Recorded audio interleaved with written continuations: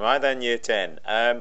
First of all, hope you're all keeping yourself safe and everything. It's Mr. Sutton here. I'm going to go through what we're going to do on Friday's lesson because we're down to have engineering for an hour.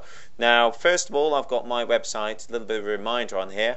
It's going to become very useful because I'm going to be able to give you verbal feedback, audio feedback for bits and pieces. So who knows, maybe in the next coming weeks it'll become even more important. Just a quick reminder though about logging in. You go to myteachersfeedback.com, go to the login.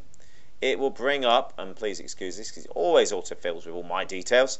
It will ask you for your first name, your surname, and also the school code. Now the school code is ELA, right? East Leek Academy. Your password is going to be password1 with a capital P, unless you've changed it. I'm not going to give you any help with your first name and surname. I think everybody should be able to manage that one. I know a couple of people I'm wondering if they will be able to, but you should.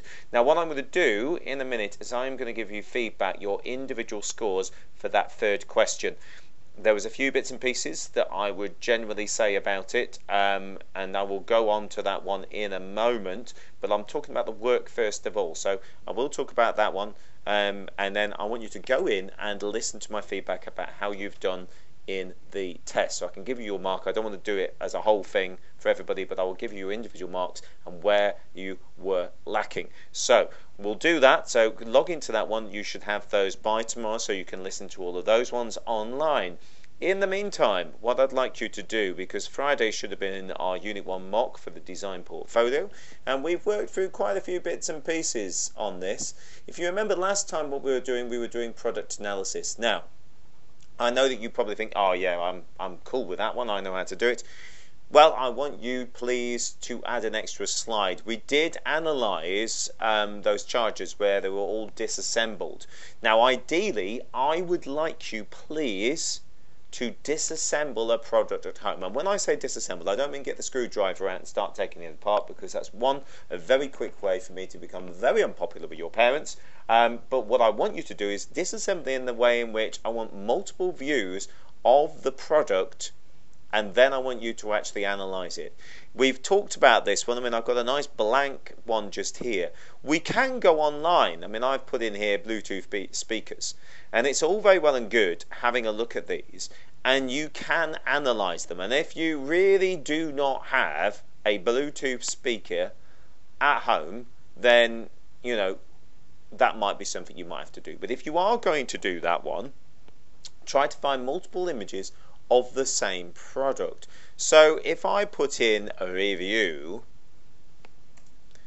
that will hopefully give me a little bit more as far as energy is as far as images are concerned. Now here's a good one. Philips One Tech Radar, and if I click on this, it'll give me a review of the product. The reason I say that this is a little bit better is because it may well give you additional pictures. See here, we've got a video, and you've got also additional pictures which are close-ups. So if you go down this, you can see we've got the different parts. So okay, it's not as good as actually picking up a thing and taking photographs yourself, but by doing this, it means you can analyze it. Because really what I want to do is I want you to have multiple images, just like we did with that one. So you've got this. I mean, look, for those people who are feeling really rubbish and just can't manage anything, look, you can go to Tech Radar, and you can basically do the one that I've got here, because this is the type of product I'm expecting you to look at.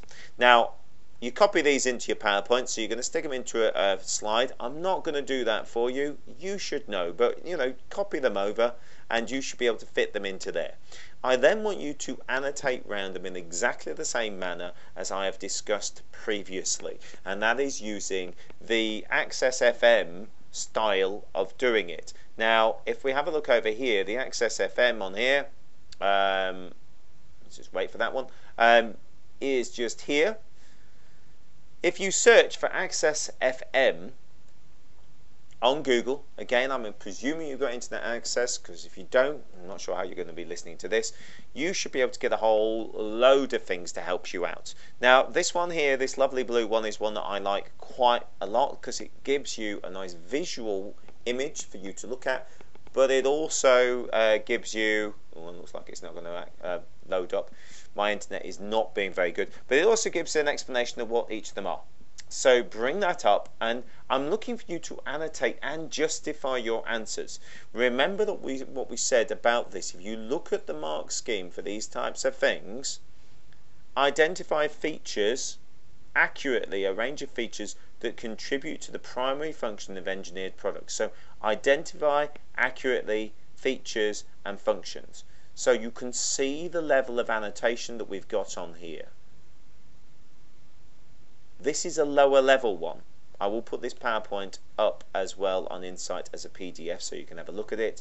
But it's a lower level one, so it doesn't get the same sort of level of detail in it. We want you, please, to make sure that it is as high as possible. Excuse these marked things below. I don't think they really equate to the images above. But this 1.1 and 1.2, AC 1.1 and 1.2 is all about you analysing how products work and the functions. The difference is you've got functions there. Identify accurately a range of features that meet requirements of a brief. And this is the second part I want you to think about. I want you, just as you did previously, to try to think about how this influences what you are going to design.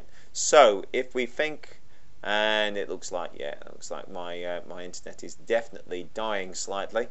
If I look at this, for example, I can think about how this might actually appeal to more teenagers. Remember, our customer target audience for this, we're trying to bring these companies into the 21st century and appeal to younger people. So this classic lozenge design is very, very popular. You've got that lovely sort of bullet shape. You've got this nicer than knurling, as we would call it, and texture. Please go away, page unresponsive.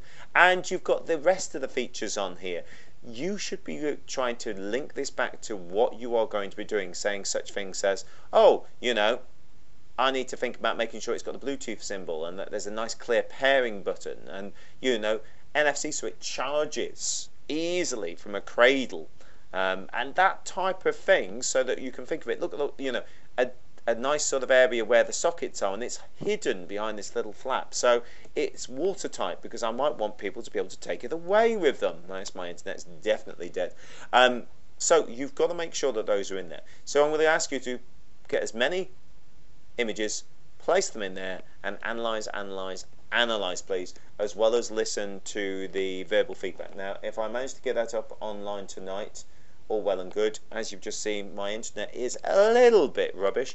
I think that an hour for you to do that product analysis in detail for your Unit 1 would be fantastic. If it means that I might have to move the verbal feedback until Monday, that may well be the case. What I'll do is I will update it later to let you know. So this video might be out of date by the time I do that one, but it looks as though, yeah, I might have a few issues. Anyway, hope you're keeping yourselves well. Make sure you keep on top of this one, because we don't want to fall behind. Bearing in mind that we may well have a mock for you. I'm not sure how your exams are going, but it looks as though you will not be having an exam this year, which means it may well be that everything rides on the exam next year. We'll keep you posted on that one, but keep yourself safe. Hope to see you all soon, and keep up to date.